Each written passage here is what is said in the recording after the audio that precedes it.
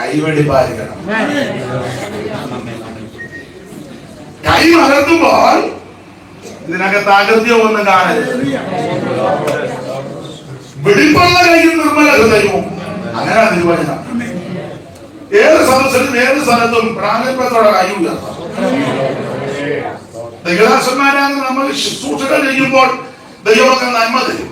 അത് മെതിക്കുന്ന കാണിച്ച് നോക്കട്ടെ കേട്ടത്. പക്ഷെ ചതിച്ചും സൂത്രം കാണിച്ചും വഞ്ചിച്ചും, എന്റെ ഭാഷ കുതികാല് വെട്ടി ഭീഷണിപ്പെടുത്തി 90 സങ്കീർത്തനം 12 മാറ്റം ഒരപേക്ഷ അല്ല, അപേക്ഷയല്ല, ഒരു ചെറിയ കൽപ്പനയായിട്ട് എടുക്കണ്ട.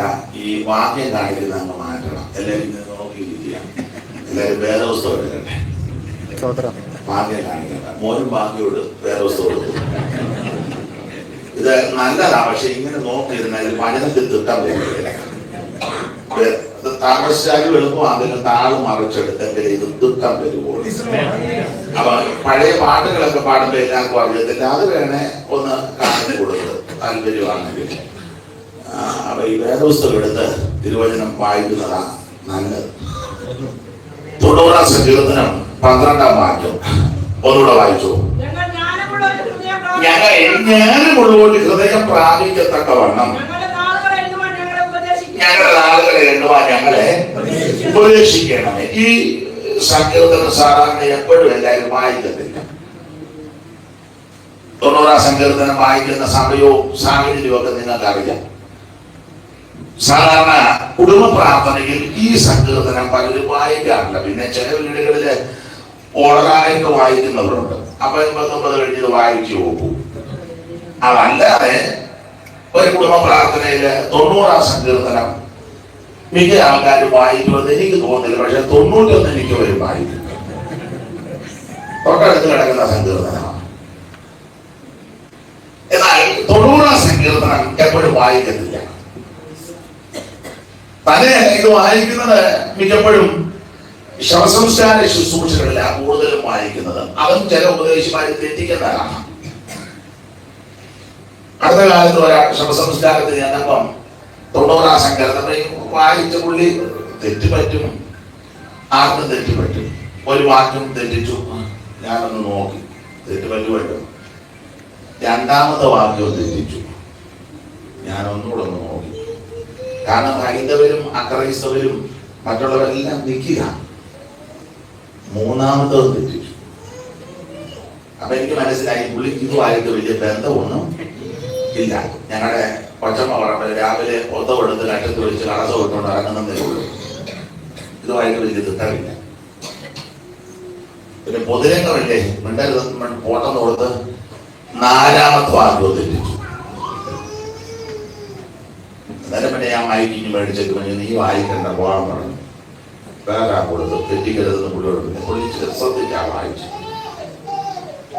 അപ്പൊ ചിലർക്ക് ഇതുമായിട്ട് വലിയ പൊരുത്തമില്ല. വിവാഹ ശുശ്രൂഷകളിൽ, ശവസംസ്കാര ശുശ്രൂഷകളിൽ പെന്തിക്കോസ്തുകാര് മാത്രമല്ല, നാനാജാതി മതസ്ഥരും. അപ്പോൾ പൊതുവിൽ വാക്യം വായിക്കാൻ കൊടുക്കുന്നവർക്കും കൊടുക്കുന്നവരും വളരെ ശ്രദ്ധിച്ചു വേണം ഇത് ചെയ്യാൻ. നമ്മൾ അകത്താകുമ്പോൾ വലിയ കുഴപ്പമില്ല, നമ്മളൊക്കെ ഉള്ളൂ. പണ്ടൊരാൾ പറഞ്ഞ പോലെ ഞാനും അച്ഛനും തമോ എന്ന് പറഞ്ഞ പോലെ അകത്താകുമ്പോൾ കുഴപ്പമില്ല. വിവാഹ ശുശ്രൂഷകളിലും ശവസംസ്കാര വേളകളിൽ നാനാജാതി മതസ്ഥരും. അപ്പൊ ഈ വാക്യം വായിക്കുന്ന ആൾക്കാര് തെറ്റിച്ചാൽ അത് നമ്മുടെ സഭയ്ക്കും ക്ഷീണമാ, നമുക്കെല്ലാം ക്ഷീണമാ. അപ്പൊ അത് ശ്രദ്ധിക്കേണ്ട കാര്യമാണ്. തന്നെ ഞാൻ കർത്താവിന്റെ ദാസന്മാരോടും ദൈവമക്കളോടൊക്കെ പറയും, പൊതുരംഗങ്ങളിൽ വായിക്കുന്ന കുറെ ഭാഗമുണ്ട്, അതൊക്കെ ഒരുമാതിരി തിട്ടമായിരിക്കണം. കൊടുക്കൽ എഴുതിയ 1-ാം ലേഖനം 15, 90 സങ്കീർത്തനവും 22 സങ്കീർത്തനവും യെശയ്യാവ് 53 ഇങ്ങനെയൊക്കെ ഉണ്ടല്ലോ. കൊടുക്കൽ എഴുതിയ 1-ാം ലേഖനം 15, 23 ഒക്കെ ഏകദേശം ഒരു മനഃപ്പാഠമായിട്ടിരിക്കുന്നത് നല്ലതാണ്. പിന്നെ എല്ലാവർക്കും ഓർമ്മയില്ലെങ്കിൽ ഇത് കൂടെ വായിച്ച് ഹൃദയസ്ഥമാക്കുന്നത് നല്ലതാണ്. ആട്ടെ, ആ ഭാഗം വിടാം. അപ്പൊ ഈ 90 സങ്കീർത്തനം വളരെ അനുഗ്രഹിക്കപ്പെട്ട ഒരു സങ്കീർത്തനമാണ്. നിങ്ങൾക്കറിയാം സങ്കീർത്തനം എത്ര സങ്കീർത്തനമുണ്ട് മോളെ? നോക്കാതെ പറ. 100 ഉറപ്പിക്കാമോ? അവ 150 സങ്കീർത്തനങ്ങളാണ്. ഈ 150 സങ്കീർത്തനങ്ങൾ വളരെ അനുഗ്രഹിക്കപ്പെട്ട സങ്കീർത്തനമാണ്. ഇപ്പോഴേ ഈ കൊച്ചി ഏരിയ അല്ലെ എറണാകുളം ജില്ലയിലുണ്ടോ എന്നറിയത്തില്ല, ഈ വട്ട് പിടിച്ച കുറെ ഉപദേശിമാരുണ്ട്. യവന്മാര് പറയുന്ന സങ്കീർത്തനം ഒന്നും വായിക്കരുതെന്നാണ്. അതിനെല്ലാം വെളിവുകേടാ. സങ്കീർത്തനം വായിക്കരുത്. അത് പേടിച്ചിപ്പോ ചില സഭകളിൽ ഉപദേശിമാർ ഇത് വായിക്കുന്നില്ല. അവരും ഇരുന്ന് പുറത്തുണ്ടായിരുന്നു. 2 or 3 വർഷമായി ഇരുത്തുക. അല്ലെ പറഞ്ഞ ഞങ്ങൾ പുള്ളിയെ 3 കൊല്ലം ഇരുത്തി. 3 കൊല്ലം. അപ്പൊ പുതിയ ഉപദേശക്കാര് പറയുന്നത്, ഭാഷണോപദേശക്കാരും വിരുദ്ധോപദേശക്കാരും സങ്കീർത്തനമൊന്നും വായിക്കരുതെന്നാണ്. പേര് പറയുന്നതിൽ ഒരുത്തർ ചോദിച്ചു പോലും ഇത് ഒന്നിച്ചു കുത്തിക്കെട്ടിയത് ആരാണ്, ഏതാ, പഴയ നിയമം? അവനതാ അറിയണ്ടേ. ഒന്നിച്ച് വേറൊരു വാട്ടം ഒരിക്കൽ ചോദിച്ചു, ആ പഴയത് മുഴുവൻ അങ്ങ് കീറിക്കളഞ്ഞ. നമ്മള് ശത്രുതയോട് അവരെ കാണണ്ട, ഇവനെല്ലാം നല്ല ബുദ്ധി ഉണ്ടാകാൻ പ്രാർത്ഥിക്കാം. ദൈവമേ കൊടതെറ്റിയവന്മാര് കുറെ എണ്ണമുണ്ട്, ഇവനെല്ലാം ദൈവം നല്ല ബുദ്ധി നശിച്ചു പോകണം. ഒരു കാര്യം ഉറപ്പിച്ചു പറയാം, എല്ലാ തിരുവെടുത്തും ദൈവശ്വാസം. നിങ്ങളായി വേദപുസ്തകം മുഴുവൻ നിങ്ങൾക്ക് അറിയാമല്ലോ. ഞാനിപ്പം ഇങ്ങോട്ട് വന്നപ്പോ സഹോദരന്മാരോട് പറഞ്ഞു, അത് നിങ്ങളെ കണ്ടപ്പോ എഴുതി പറഞ്ഞൊന്നുമല്ല. തിരുവിതാംകൂറിലും ആ ഭാഗത്തുള്ള ദൈവങ്ങളെക്കാളും ആത്മീയമായിട്ട് ഉത്സാഹവും തീക്ഷണത ഈ തീരദേശത്തുള്ളവർക്കാണ്. അത് നിങ്ങളെ പുകഴ്ച ഒന്നും പറഞ്ഞതല്ല. അത് ആ തെറ്റിദ്ധാരണ മാറരുത് കേട്ടോ. തെറ്റിദ്ധാരണ ഉണ്ടാക്കിയതിനെ വിടരുത്. ഇവിടെ പാടാനും പ്രാർത്ഥിക്കാനും ആരാധിക്കാനും ഒക്കെ നല്ല ഉത്സാഹമുള്ള ദൈവമക്കളാണ്. ഞാൻ മിക്കപ്പോഴും ഓർത്ത് ദൈവത്തെ സ്തുതിക്കാറുണ്ട്. അപ്പോൾ ഈ വേദപുസ്തകത്തിലെ പ്രതിപാദ്യ പുരുഷൻ നസറേയനാകുന്ന യേശു ക്രിസ്തു. ഇതിലെ പ്രതിപാദ്യ വിഷയം മനുഷ്യവർഗത്തിന്റെ രക്ഷ. അതാണ് നമ്മൾ തീത്തോസ് വായിക്കുന്നത്, സകല മനുഷ്യർക്കും രക്ഷാകരമായ ദൈവകൃപ. അപ്പൊ സകല മനുഷ്യന്റെ രക്ഷകനാകുന്ന നസറേയനാകുന്ന യേശു ക്രിസ്തു, അതാണ് ഇതിലെ പ്രധാന വിഷയം. അപ്പോൾ ഇതിലെ പ്രതിപാദ്യ പുരുഷൻ നസറേയനാകുന്ന യേശു ക്രിസ്തു, ഇതിലെ പ്രധാന വിഷയം മനുഷ്യവർഗത്തിന്റെ രക്ഷ. ഈ 2 വിഷയത്തോട് ബന്ധപ്പെട്ട വേദപുസ്തകം മുഴുവൻ അങ്ങനെ പഠിക്കുമ്പോൾ ഉൽപ്പത്തി പുസ്തകം മുതൽ വെളിപാട് പുസ്തകം വരെ എഴുതി നിൽക്കുന്ന ഒരേ ഒരു വ്യക്തി പ്രഭാവം നസറേയനാകുന്ന യേശു ക്രിസ്തു. അത് പ്രത്യക്ഷമായിട്ടും പരോക്ഷമായിട്ടും ഒക്കെ നിങ്ങളെ പഠിച്ച് ധ്യാനിച്ച് നോക്കിക്ക് എല്ലാ വാക്യങ്ങളിലും എല്ലാ ഭാഗത്തും അവൻ നിലനിൽക്കുന്ന ഒരേ ഒരു വ്യക്തി യേശു ക്രിസ്തുവാണ്. ഈ 150 സങ്കീർത്തനം അത് മുഴുവൻ യേശു ക്രിസ്തുവിനെ പറ്റിയാണ്. നിങ്ങൾ ശ്രദ്ധിച്ചേ, ധാരാളം വാക്യങ്ങളുണ്ട്. 2 വാക്യം ഇപ്പം വായിച്ചു, 2:12. പെട്ടെന്ന് വായിച്ചു, 2:12. അവൻ കോപിച്ചിട്ട് നിങ്ങൾ വഴിയിൽ വെച്ച് നശിക്കാതിരിപ്പാൻ പുത്രനെ ചൂണ്ടിക്കണം. കേട്ടോ, ആ പുത്രൻ മറ്റാരുമല്ല, നസറേയനാകുന്ന യേശു ക്രിസ്തുവാണ്. അപ്പൊ ഈ സങ്കീർത്തനത്തിലെല്ലാം കൊടുത്തിരിക്കുന്നത് പുത്രനെ പറ്റിയാണ്. അവിടെ നിന്ന് സ്നാനപ്പെടുമ്പോൾ സ്വർഗം തുറന്നു. സ്വർഗത്തിൽ നിന്നൊരു ശബ്ദം, ഇവൻ എന്റെ പ്രിയപുത്രൻ. അത് കഴിഞ്ഞ് ശുശ്രൂഷ തുടങ്ങുന്നത്. സ്നാനം കഴിഞ്ഞ് പരീക്ഷിക്കാൻ വന്നു, ജയിച്ചു. പിന്നെ ഗലീലയിലോട്ട് പോയി ശുശ്രൂഷ ആരംഭിക്കുക. ശുശ്രൂഷയെല്ലാം തികച്ച് ഏതാണ്ട് തീരുന്ന സമയത്ത് കർത്താവ് പ്രാർത്ഥിക്കാൻ മറുരൂപമലയിൽ പോയി. ശിഷ്യന്മാരും കൊണ്ട് കൂടെ.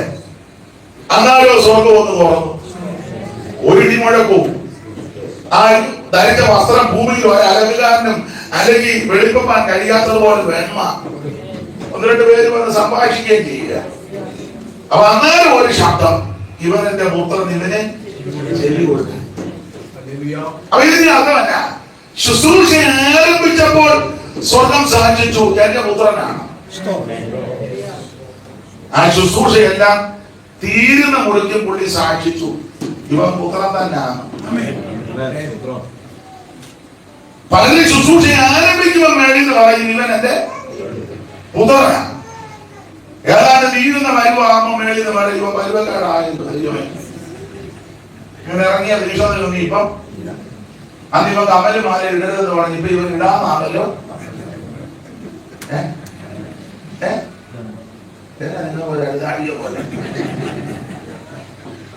അതാ ഇവൻ കുടിക്കരുതെന്ന് തീർത്ത് പ്രസംഗിച്ചവരാണല്ലോ. ഇപ്പം ഇവന്റെ പിള്ളേരും അമേരിക്ക പോയി ഇച്ചിരി വീശുന്നുകൊണ്ടാകും പറഞ്ഞുകൊണ്ട് അധികരണം നിന്നത്തെ വെച്ച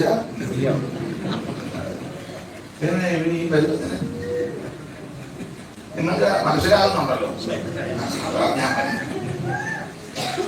എന്നെ ബഹുമാനിയായ സഹോദരന്മാരോടും ദൈവമക്കളോടും പറയാം, ഇത് ഇറങ്ങിയപ്പോ സ്വർഗം സാക്ഷിച്ച എന്റെ പുത്രൻ, ഇത് തീരുമ്പോഴും അങ്ങനെ തന്നെ പറയുന്നില്ല.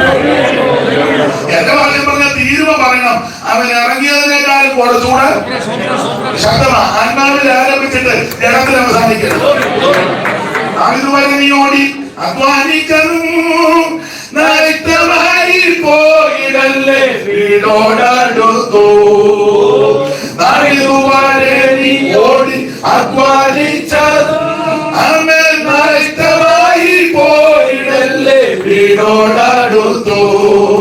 നിത്യവിന്ദിലെത്താനിനി അല്പദൂരം മാത്രമേ, നിത്യവിന്ദിലെത്താനിനി അല്പദൂരം മാത്രമേ. അസമയം പാഴാക്കാതെ ഉണർന്നു കൊള്ള, അസമയം പാഴാക്കാതെ ഉണർന്നു. നിത്യവീട്ടിൽ അല്പദൂരമേ ഉള്ളൂ. അല്പസമയം കൊണ്ട് ഒന്നും നശിപ്പിച്ചു കളയും. ആരംഭത്തെക്കാൾ അവസാനമേറെ നല്ലത്. അവൻ ശുശ്രൂഷയ്ക്ക് ഇറങ്ങിയപ്പോൾ സ്വർഗം സാക്ഷിച്ചു എന്റെ പുത്രന്. ഈടുന്ന സമയത്ത് വന്നു തന്നെ ആ സാക്ഷി. രണ്ടാം സങ്കീർത്തനത്തിൽ പറഞ്ഞ ആ പുത്രനെ തുപ്പിക്കണം. സങ്കീർത്തനത്തിൽ കർത്താവിനെ പറ്റിയല്ലേ, അതിലെ കർത്താവ് ഉയർത്തെഴുന്നേറ്റ് ശിഷ്യന്മാര് ചിലർ വിശ്വസിച്ചില്ല. കാരണം എമ്മോസിലോട്ട് പോവുക, യെരൂശലേമിൽ നിന്ന്. രണ്ടുപേര്, ഒരുത്തന്റെ പേര് എഴുതിയിട്ടുണ്ട്, എന്തുവാ, ക്ലയോപാവ്. മറ്റേത് കൂടെ ഒരാളുണ്ട്. രണ്ടുപേരുടെ പോയി പോകപ്പെടും പറഞ്ഞുണ്ടാകും. എന്നാലും ഇപ്പോഴും കാണാൻ പറഞ്ഞാൽ പറഞ്ഞാല് അറിയാം മിക്കവാറും കാണാൻ പറയാൻ അങ്ങനെ ഇവര് ഭ്രമിച്ചായി പോകുന്നത്. എന്നാലും ഇങ്ങനെ തർക്കിച്ച് ബാധിച്ച പോലെ അവരുടെ കൂടെ വന്നു. ഏതായാലും സഹോദരൻ വന്നു, നന്നായി. എവിടെ ചോദിച്ചു പോവാ, ഒരു വഴിപോക്കനെ പോലെ ഇവരങ്ങ് തോന്നുകയാണ്, പരദേശിയെ പോലെ. അങ്ങനെ പോയിക്കൊണ്ടിരുന്നപ്പം നിങ്ങൾ ഈ പറഞ്ഞാണ്ട് പറഞ്ഞോട്ട് പോകും. ഓ എന്റെ അച്ഛാവൊന്നും പറയണ്ട, ഞങ്ങൾ ഒരു തന്നെ കൂടെ 2-3 കൊല്ലം പടലും വലയും കണ്ണിയും കൂട്ടി. ഇനിയിപ്പോ അത് കുട്ടിക്കെട്ടിക്കാൻ വേണം. പടത്തിന്റെ പടി 3-4 കൊല്ലമായിട്ട് എടുക്കാതിരുന്നേ, നെയ്യ് തേക്കുന്നതാണ്. കരവിടെ നിന്ന് യോഗമായതുകൊണ്ട് നെയ്യ് തേക്കാനൊന്നും പരിമക്കേടായി. അയാള് യാതൊരു ചെയ്തു. ഞങ്ങളുടെ കൂടെ മറ്റേ പെണ്ണുങ്ങളുണ്ടാകുന്നത് വലിയ ഉണർവുകാരാണ്. യോന്മാരും ഞാൻ ചെയ്തിട്ട് പറഞ്ഞ് കൂടി ഉയർന്നു. ഞങ്ങളൊട്ട് ഇതുവരെ കണ്ടു. ഞങ്ങളുടെ തർക്കിച്ചും മഹാദിച്ചും കർത്താവ് മോശയുടെ ന്യായപ്രമാണത്തിൽ നിന്ന് അടുത്തത് സങ്കീർത്തന പുസ്തകത്തിൽ നിന്ന് അങ്ങനെ എടുത്തു വായിച്ച 24 സങ്കീർത്തനം 24 അല്ല, മോശയുടെ ന്യായപ്രമാണത്തിലും പ്രവാചക പുസ്തകങ്ങളിലും സങ്കീർത്തനങ്ങളിലും എന്നെ കുറിച്ച് അപ്പൊ സങ്കീർത്തനങ്ങളിൽ അവിടത്തെ പറ്റി എഴുതിയിട്ടുണ്ട്. അന്നേരം ഭട്ടന്മാര് പറഞ്ഞ സങ്കീർത്തനം വായിക്കരുത്. ഇവരെല്ലാം വെളിവുകളല്ലാതെ പ്രവചന അഭിപ്രായം അങ്ങനെ ദൈവത്തിന് മഹത്വം. സങ്കീർത്തനത്തിൽ കർത്താവിനെ പറ്റി എഴുതിയിരിക്കുക. എന്തായാലും പറയാ വായിക്കുന്നു. പിന്നെ പറയാനറിയാമല്ലേ നീ വായിക്കാതിരിക്കുന്നതാ. പ്രവാചക പുസ്തകത്തിലും സങ്കീർത്തനത്തിലും മോശയുടെ ന്യായപ്രമാണത്തിലും ഒക്കെ തന്നെ പറ്റി എഴുതിയത്. അതുകൊണ്ട് തെളിയിച്ചു കൊടുത്തു. അത് തെളിയിച്ചു കൊടുത്തപ്പോ അവര് പിന്നെ പറഞ്ഞു ഉള്ളം കാത്തി. അങ്ങനെയെങ്കിൽ സങ്കീർത്തനത്തിന് ധ്യാനിച്ചാലും ഉള്ളം കാത്തു, ലേഖനത്തിൽ നിന്ന് ധ്യാനിച്ചാലും ഉള്ളം കാത്തു, ഉൽപ്പത്തിയിൽ നിന്ന് ധ്യാനിച്ചാലും ഉള്ളം കാത്തു, ലേവ്യ പുസ്തകത്തിൽ നിന്ന് ധ്യാനിച്ചാലും ഉള്ളം കാത്തു. എല്ലാ തിരുവഴുത്തും ദൈവവിശ്വാസിയാണ്. അപ്പൊ സങ്കീർത്തനത്തിലെല്ലാം കർത്താവിനെ പറ്റിയാ. മോൾ ഉറങ്ങാമോ?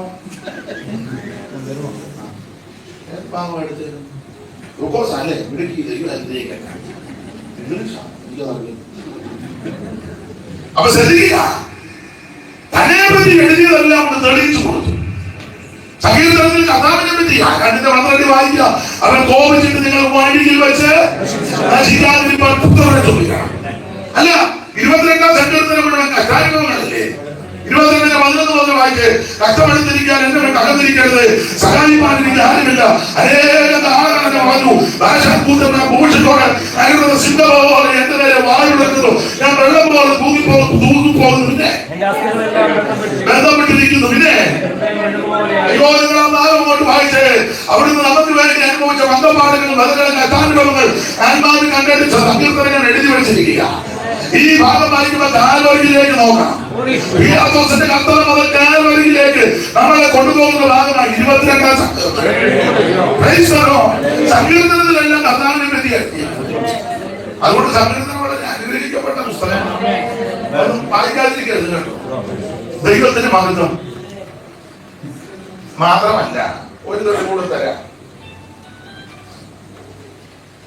ഈ കർത്താവ് ഉയർത്തെഴുന്നേറ്റു. ജീവിച്ചിരുന്ന ശുശ്രൂഷ ചെയ്യുമ്പോഴൊക്കെ പറയുമായിരുന്നു മരിക്കുമെന്ന്. ഒടുവിൽ അതുപോലെ സംഭവിച്ചു. അവിടുന്ന് ഉയർത്തെഴുന്നേറ്റു. അരിവ് ശിഷ്യന്മാർക്ക് പ്രത്യക്ഷപ്പെട്ടു. മറിയയ്ക്ക്, ജയഭാമന്, 12 പേർക്ക്, എമ്മോസിപ്പോർക്ക് കടക്കര വെച്ച് ബദാനി വെച്ച് മുറികടക്കിട്ടപ്പോൾ തോമാസ് ഉള്ളപ്പോൾ ശേഷം പേർക്ക് 500-ൽ പേർക്ക് ഓരോ ഒടുവിൽ അകാല പണികളോടെ എനിക്കും എല്ലാവരും പ്രത്യക്ഷപ്പെട്ട ഒടുവിൽ ഇവരെ ബദാനിയോടെ കൂട്ടിക്കൊണ്ടുപോയി അന്ത്യകൽപ്പനയും കൊടുത്തു. നമുക്കറിയാം, മത്തായി 28, മർക്കോസ് 16, ലൂക്കോസ് 24, അപ്പോസ്തല പ്രവൃത്തി 1 അന്ത്യകൽപ്പന കൊടുത്തു. കൊടുത്തത് ഇങ്ങനെ, ശക്തി വരും, ശക്തി ലഭിച്ചിട്ട് നിങ്ങൾ വെളിയിലോട്ട് ഇവിടെ ഇരിക്കണം, കാത്തിരിക്കണം. ഇതെല്ലാം പറഞ്ഞിട്ട് അവിടുന്ന് സ്വർഗത്തിലേക്ക് പോയി. ശിഷ്യന്മാരെല്ലാം നോക്കി നിൽക്കുമ്പോൾ അവിടുന്ന് വെളിയിലോട്ട് പോവാം. ഒരു മേഘം വന്ന് മൂടി മറച്ചു. അവിടുന്ന് അവരുടെ കാഴ്ചയ്ക്ക് മറന്നിട്ട് കണ്ടുവെട്ടിക്കാൻ നോക്കി നിൽക്കുക. ഒടുവിൽ ഇവര് വാർത്ത മാറിന് മൂടി വന്നു. അന്നേരം ഒരു 120 പേര് കൂടുന്ന 12-ാം വാക്യം വായിച്ച 1-12 അപ്പോസ്തല പ്രവൃത്തി. അവർ യെരൂശലേമിന്റെ സമീപത്ത് ഒരു ശബത്ത് ദിവസത്തെ വഴി ദൂരമുള്ള ഒലിവുമല വിട്ട് യെരൂശലേമിലേക്ക് മടങ്ങിപ്പോയി. യെരൂശലേമിലോട്ട് വന്നു കൊടുത്തത്.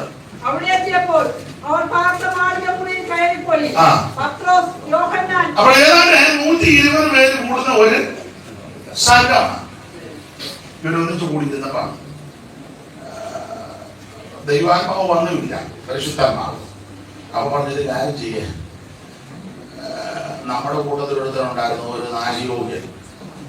അവനെ നാശോപ്പിച്ചു പോയി തീർന്നു. കുടലുമല്ല കുറിച്ച് ആ വാക്ക് താഴോട്ടൊന്ന് വായിച്ചു. യോഹന്നാൻ, യാക്കോബ്, അന്ത്രയോസ്, ഫിലിപ്പോസ്, തോമസ്, ബർത്തലോമ്യായി, മത്തായി, അൽഫായുടെ മകനായ യാക്കോബ്, യെരൂബേലായ ശീമോൻ, യാക്കോബിന്റെ മകനായ യൂദ, ഇവരെല്ലാവരും സ്ത്രീകളോടും യേശുവിന്റെ അമ്മയായ മറിയയോടും അവന്റെ സഹോദരന്മാരോടും കൂടെ ഒരുമനപ്പെട്ട പ്രാർത്ഥന കഴിച്ചു പോന്നു. ആ കാലത്ത് ഏകദേശം 120 പേരുടെ ഒരു സംഘം കൂടുന്ന ഒരു സംഘം കൂടിയിരിക്കുമ്പോൾ പത്രോസ് സഹോദരന്മാരുടെ നടുവിൽ സഹോദരന്മാരായ പുരുഷന്മാരെ അവരോട് താഴോട്ട് പഠിച്ചു വരുമ്പോൾ സഹോദരന്മാരായ പുരുഷന്മാരെ യേശുവിനെ പിടിച്ചു കൊടുക്കാൻ മടിയാട്ടിയായി യൂദ ഇവൻ കൊട്ടിക്കൊടുത്തു. അനീതിയുടെ കൂലി അവൻ ബോധിച്ചു. ഞാൻ എപ്പോഴും പറയാറുണ്ട്, അനീതിയുടെ കൂലി ഒന്നും നമ്മുടെ കൈ കാണരുത്. നമ്മുടെ കൈ വെടിപ്പായിരിക്കണം. നീതിക്ക് നിരക്കാത്ത 1 രൂപ നമ്മുടെ കൈ വരരുത്. വന്നാൽ ഗുണമാകുകയാണ്. സ്തോത്രം. മറ്റൊരാളെ ചതിച്ച് വഞ്ചിച്ച് സൂത്രം ഒപ്പിച്ച് ഒന്നും 1 പൈസ നമ്മുടെ കൂടാരത്തിൽ വരരുത്. എന്നാൽ ശരിയാല്ല. എനിക്കറിയാം, പറഞ്ഞാൽ നിങ്ങൾ കാണണം, ഈ ചില സഭകളിലെ ചില സെൻട്രൽ പാസ്റ്റർമാര് കൈക്കൂലിയൊക്കെ മേടിച്ചാൽ നല്ല സഭ കൊടുക്കുന്നത്. എല്ലാ സഭയിലുമല്ല, എല്ലാ സൂപ്പർഫാസ്റ്റർമാരുമല്ല. നിങ്ങൾ പറയാ ഇല്ലെന്ന് പറഞ്ഞാൽ ഞാൻ പേരുമൊക്കെ പറയാം. അതിന്റെ വലിയ വരത്തില്ല, നിങ്ങൾക്ക് അറിയാമല്ലോ. നിങ്ങൾ പേരും കൊണ്ട് കൊടുത്തിട്ടുണ്ടോ എന്ന് എനിക്ക് അത് കൈക്കൂലിയായിട്ടല്ല കൊടുക്കുന്നത്. അപ്പച്ചനെ കാണുമ്പോൾ ഒരു സന്തോഷം. അപ്പച്ചനെ ഇടയ്ക്കിടയ്ക്ക് പോയി സന്തോഷിപ്പിക്കുന്ന ഒരപ്പച്ചന് 25,000 കൊടുത്തപ്പോൾ അപ്പച്ചൻ പറഞ്ഞു ഇത് കുറഞ്ഞു പോയി ജോലിക്കുട്ടിന്ന്. ഇവിടെ പറഞ്ഞിട്ട് കാര്യമില്ല. അവസാനം അപ്പച്ചൻ പോയത് എങ്ങനെയാണെന്നറിയാവോ? അനാവശ്യം മുഴുവൻ പറഞ്ഞ് അമേത്യന്മാരി കുത്തിയിൽ പറഞ്ഞു ആ കൈ കൊണ്ടാണ് മേടിച്ചത്. ഇത് പറയുമ്പോ ഞാൻ ഭയത്തോടാ പറയുന്നത്. ആ കൈ കൊണ്ടാ മേടിച്ച് ആ കൈ കൊണ്ട് തന്നെ ഉച്ചിഷ്ടമാരി കിട്ടിയത് ആദ്യ തലേരും തൂത്ത് ഇത് തലേ തൂത്തായിരുന്നത് പ്രയാസമാണ് ഓർത്തോണം. നമ്മൾ നിന്ദിച്ചേ കൈവെടിപ്പായിരിക്കണം. കൈ മലർത്തുമ്പോൾ ഇതിനകത്ത് അകൃത്യമൊന്നും കാണരുത്. വെടിപ്പുള്ള കൈയും നിർമ്മല ഹൃദയവും. അങ്ങനെ നിർവചനം. ഏത് സദസ്സിലും ഏത് സ്ഥലത്തും പ്രാഗൽഭ്യത്തോടെ കൈ ഉയർത്താം. ദൈവദാസന്മാരാണെന്ന് നമ്മൾ ശുശ്രൂഷകൾ ചെയ്യുമ്പോൾ ദൈവമൊക്കെ നന്മ തരും. അത് മെതിക്കുന്ന കാലയ്ക്ക് നോക്കട്ടെ കേട്ടത്. പക്ഷെ ചതിച്ചും സൂത്രം കാണിച്ചും വഞ്ചിച്ചും എന്റെ ഭാഷ കുതികാല് വെട്ടി ഭീഷണിപ്പെടുത്തി ഇത്ര രൂപ തന്നില്ല നിന്നെ പറ്റി എഴുതുന്നു. എത്ര പേര് കാശ് കൊടുത്തെന്ന് അറിയാമോ? അവസാനം എന്ത് ചെയ്യും?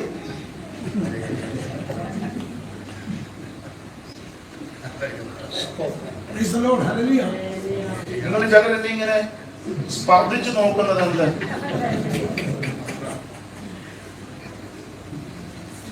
ഭീഷണിപ്പെടുത്തി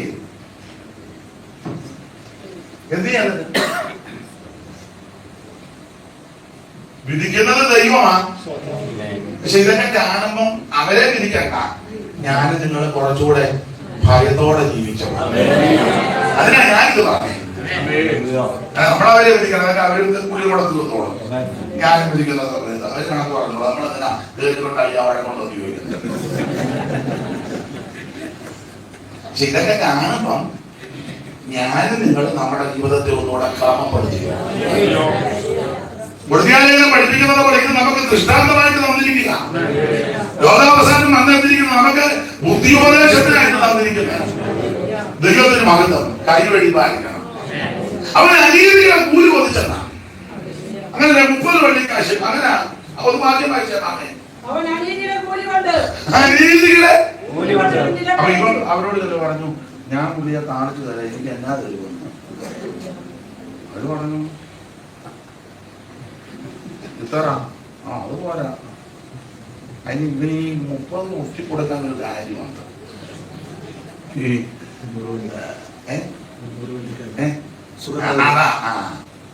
12-ാം അധ്യായത്തില് മറിയ കൊണ്ടുവന്ന് തൊറ്റിക്കയുടെ വംശത്തായാലും അത് 300. അത് ഇവന്റെ പോക്കറ്റ് വരേണ്ട വംശമുണ്ട്. കാരണം പണസംഖ്യ അവന്റെ അന്ത്യയാത്ര ഇവൻ അടിച്ചു മാറ്റുന്നവനാണ്.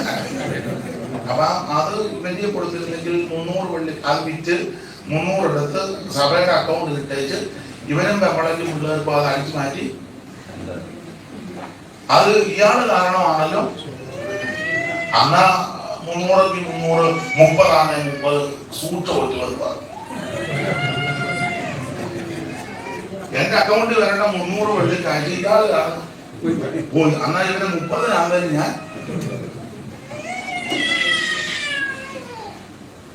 10 രൂപയിലൊരുത്തനാം യൂതൻ വരുന്നു തത്തയെ കാണിച്ചു കൊടുപ്പാൻ. 10 രൂപയിലൊരുത്തനാം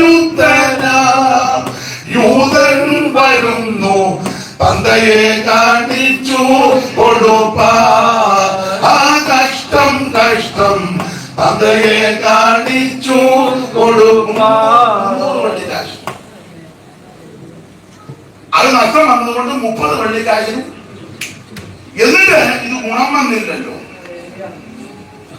ഗുണം വന്നില്ല. ഇവനോ ഇവന്റെ കുടുംബത്തിനോ വേണ്ടപ്പെട്ടവരോ ഗുണം വന്നില്ല. ഒടുവിൽ അത് ദൈവാലയത്തിൽ കൊണ്ടെറിഞ്ഞു. അവര് പറഞ്ഞു ഞങ്ങളൊന്നും കാര്യം വേണ്ട, നീ ഞങ്ങൾ അതിനെ വില മതിച്ചതല്ലേ, നീ എന്തിനാ ഞങ്ങൾക്ക് കൊണ്ടത്, ഞങ്ങൾക്ക് കിട്ടാനുള്ളവനെ കിട്ടി, ഞങ്ങൾക്കൊന്നും കാശ് വേണ്ടെന്ന് പറഞ്ഞു. സ്തോത്രം. എന്നാ പിന്നെ നരം മേടിച്ചേക്കാണ്, രക്തനലം അക്കൽദാന. അപ്പൊ പത്രോസ് പറഞ്ഞു ഇവൻ ഗുണമായില്ല, ഒറ്റിക്കൊടുത്തിട്ട് രക്ഷപ്പെട്ടില്ല, തൂങ്ങിച്ചാകാൻ നോക്കിയിട്ട് ഒത്തില്ല. അന്ന് സാധാരണ തൂങ്ങിയാൽ അവിടെ നാടുകല്ലേ കണ്ടത്, അത് ഒട്ടി താഴെ വീണിട്ടോ കുടലെല്ലാം കൂടെ കഷ്ടമാണെന്ന് പറഞ്ഞ. അപ്പൊ പത്രോസ് പറഞ്ഞു ആ നാശപുത്രം നാശയോഗ്യം പോയ സ്ഥാനത്ത് നമുക്ക് ഒരുത്തനെ തെരഞ്ഞെടുക്കണം. നമ്മള് 12 പേരല്ലേ, ഒരുത്തൻ പോയല്ലോ. അപ്പൊ ശിഷ്യന്മാർ ചോദിച്ചു അങ്ങനെ നമുക്ക് ഒരുത്തനെ തെരഞ്ഞെടുക്കാൻ പ്രമാണം വല്ലോ ഉണ്ടോ? ഉടനെ പറഞ്ഞ പ്രമാണമുണ്ട്. സങ്കീർത്തന പുസ്തകത്തിൽ പ്രമാണം 109:8 അങ്ങനെയോ പ്രമാണം കിടക്കുന്നത്. സങ്കീർത്തന പുസ്തകത്തിൽ അവന്റെ വാസസ്ഥലം ശൂന്യമായി പോകട്ടെ, അവന്റെ അധ്യക്ഷസ്ഥാനം ലഭിക്കട്ടെ എന്ന് പറഞ്ഞാൽ 109-ാമത്തെ സങ്കീർത്തനത്തിൽ പകരം ഒരുത്തനെ തെരഞ്ഞെടുക്കാമെന്നും അവൻ ബോധത്തിൽ നിന്നും പ്രമാണമുള്ളത് കൊണ്ട് ഒരുത്തനെ തെരഞ്ഞെടുക്കാം. അങ്ങനെ മത്തിയാസിനെ തെരഞ്ഞെടുത്തു. അവൻ ഈ മത്തിയാസിനെ തെരഞ്ഞെടുക്കാനുള്ള വ്യവസ്ഥ പ്രമാണവും സങ്കീർത്തന പുസ്തകത്തില്ല. അതാണ് പറഞ്ഞ സങ്കീർത്തനത്തിന് പ്രാധാന്യമുണ്ട്. അങ്ങനെ എത്ര വാക്യങ്ങൾ ഇപ്പൊ ഇത്രയും കേട്ടാ മതി. ദൈവത്തിന്റെ മഹത്വം ശരി എല്ലാം ശരിയാ. 12:30 ഇപ്പൊ ഇത് കറക്റ്റല്ലേ? ഒരു 1:30-ക്ക് നിർത്തട്ടെ അതോ 1 മണിക്ക് നിർത്തണോ? എന്തേലും മാതമെന്ന് പറഞ്ഞു. അപ്പൊ ശ്രദ്ധിക്കുക, സങ്കീർത്തനത്തിന് വളരെ പ്രാധാന്യമാണ്. ഈ 180 സങ്കീർത്തനത്തിന് വേറൊരു പ്രാധാന്യം. വേറെ പുസ്തകത്തിലെ ആദ്യത്തെ പുസ്തകം 5 പുസ്തകമാണ്. ഉൽപ്പത്തി, പുറപ്പാട്, ലേവ്യ, സംഖ്യ, മോശയുടെ പഞ്ചഗ്രന്ഥ മോശയില്ല എന്ന് പറഞ്ഞ പോലെ സങ്കീർത്തനങ്ങളും 5 പുസ്തകമാണ്. നിങ്ങൾ 42-ാമത്തെ സങ്കീർത്തനത്തിന്റെ തലക്കെട്ട് വായിച്ചേ. തലക്കെട്ട് അത് വാക്യമല്ലേ? അതിന്റെ മേളിലൊരു പദമുണ്ടല്ലോ, 2-ാം പുസ്തകം. 2-ാം പുസ്തകം. അമ്മയുടെ പേരെന്തുവാ? ജയ്മോൾ. അപ്പൊ 1-ാം പുസ്തകം എവിടെ മുതൽ എവിടെ വരെ?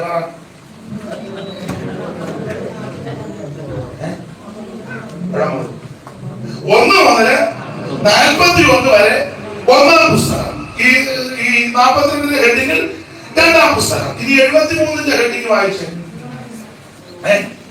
3-ാം പുസ്തകം. അപ്പൊ 2-ാം പുസ്തകം എവിടെ മുതൽ എവിടെ വരെ? 42 മുതൽ 72 വരെ. ഇനി 90-ാം സങ്കീർത്തനത്തിന്റെ ഹെഡിങ് 4-ാം പുസ്തകം. അപ്പൊ 3-ാം പുസ്തകം എവിടെ മുതൽ എവിടെ വരെ? 73 മുതൽ 89 വരെ. ഇനി 107-ാം സങ്കീർത്തനത്തിന്റെ തലക്കെട്ട് വായിച്ചേ.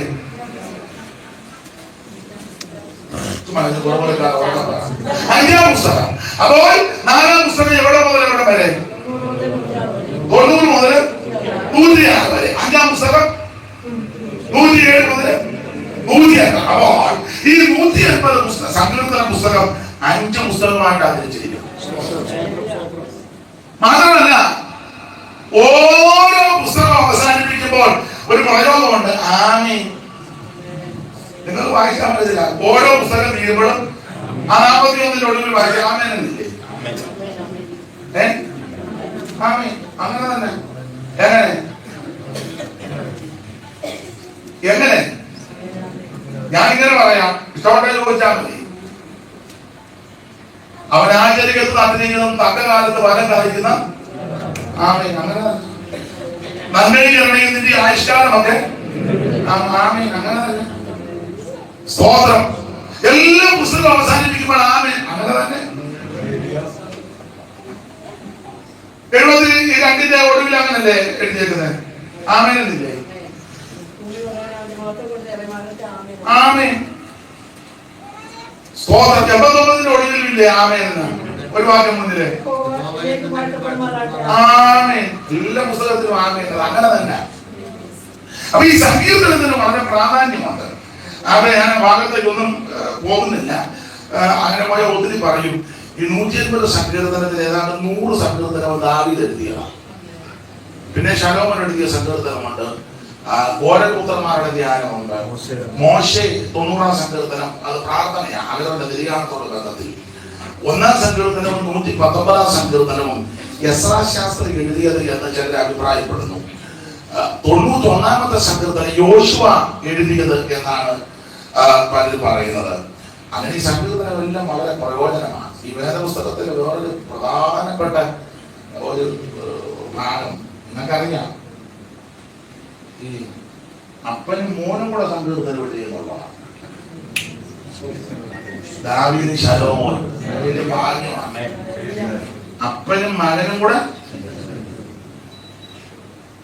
ഒരു ഭാഗ്യമല്ലേ. അവൻ 10-100 എഴുതി, മോൻ അത്ര എഴുതിയില്ലെങ്കിലും മോനും എഴുതി. പിന്നെ ഒടുവിൽ മോൻ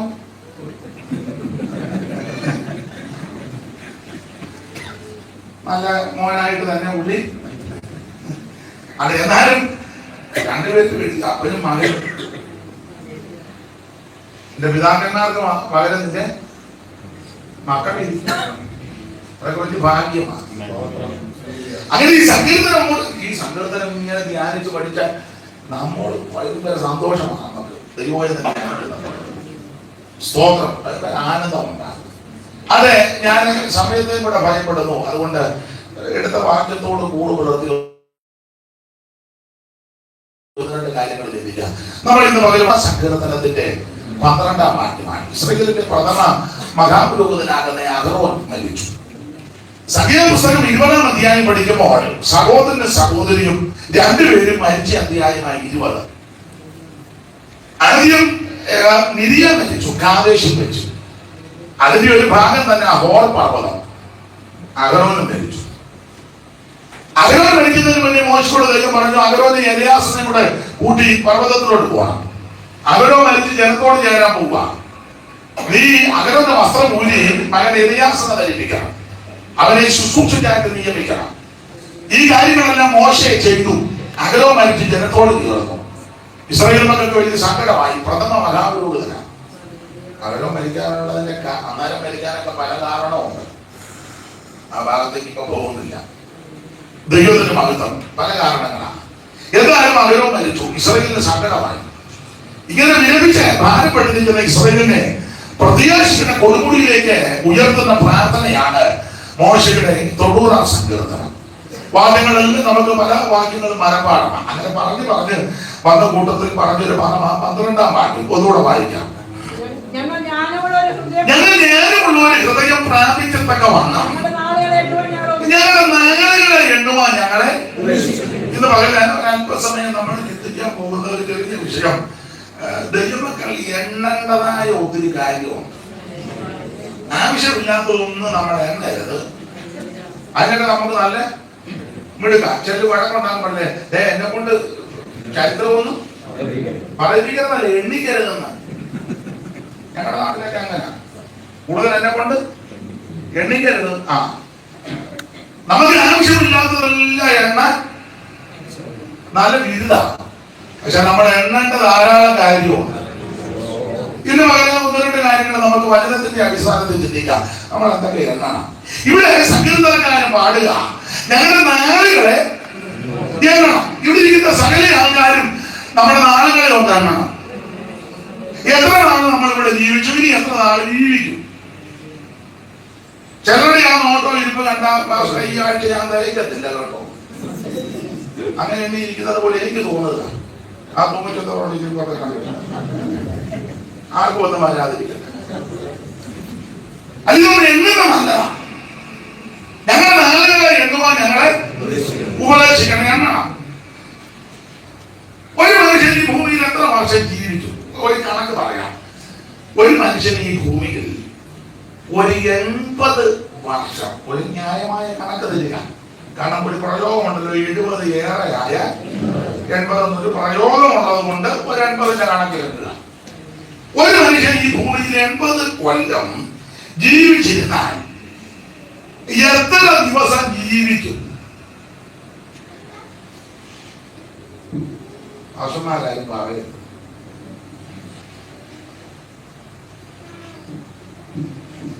എണ്ണണ്ടേ? അപ്പുറത്തെ വീട്ടിൽ എന്നാ നടക്കുന്നതെന്നുണ്ടല്ലോ, ബന്ധുക്കാരുടെ വീട്ടിൽ നടക്കുന്ന കാര്യമല്ല ഇരുന്നില്ലേ? അപ്പുറത്തെ സഭയിൽ എന്നാക്കിയാന്നുള്ളത് എണ്ണുന്നവരുണ്ട്. അതൊക്കെ മാറ്റി വെച്ച് ഇതൊന്നും ഉണ്ടെങ്കിൽ അതെ എന്നാലും എന്തോ മോനെ കോടതിയിൽ നിന്ന് പറഞ്ഞത് എണ്ണുന്നതാണോ എണ്ണുകാരെന്നാണോ അവരേതാണ്ട് പറയുന്നത്. അത് ന്യായമായ കണക്ക്. ഒരു സെക്കൻഡ് ഇതിന്റെ ഒരു സെക്കൻഡ് പറ വച്ചേ. ആ ഇങ്ങോട്ട് നോക്കൂ, അതിന് എത്ര നാണം. ഒരു സെക്കൻഡ് എത്ര സെക്കൻഡാ ഒരു മിനിറ്റ്? 60. എത്ര മിനിറ്റാ ഒരു മണിക്കൂർ? 60. എത്ര മണിക്കൂറാ ഒരു ദിവസം? 24. എത്ര ദിവസമാ ഒരാഴ്ച? 7. എത്ര ആഴ്ചയാ ഒരു മാസം? ന്യായമായ ഒരു കണക്ക്. 4. എത്ര മാസമാ ഒരു വർഷം? 12. എത്ര ദിവസമാ ഒരു വർഷം? മോളത്തിലാ പഠിക്കുന്നേ, +2. ദൈവം അനുഗ്രഹിക്കട്ടെ, എല്ലാം കൃത്യം പറഞ്ഞു. ഇനിയും ദൈവം ബുദ്ധി തരാം. അപ്പൊ ഒരു സെക്കൻഡ് 60 സെക്കൻഡ് ഒരു മിനിറ്റ്, 60 മിനിറ്റ് ഒരു മണിക്കൂർ, 24 മണിക്കൂർ ഒരു ദിവസം, 7 ദിവസം ഒരാഴ്ച, 4 ആഴ്ച ഒരു മാസം, 12 മാസം ഒരു വർഷം, 365 കഴിക്കാൻ 365 ദിവസം ഒരു വർഷം. അപ്പം 80 വർഷം ജീവിച്ചിരിക്കുന്ന ഒരു മനുഷ്യൻ ഈ ഭൂമിയിൽ എത്ര ദിവസം ജീവിക്കും? കൂട്ടിയില്ലേ? മൊബൈലിലാണോ കൂട്ടിയതാണോ? മൊബൈലിലാണ്.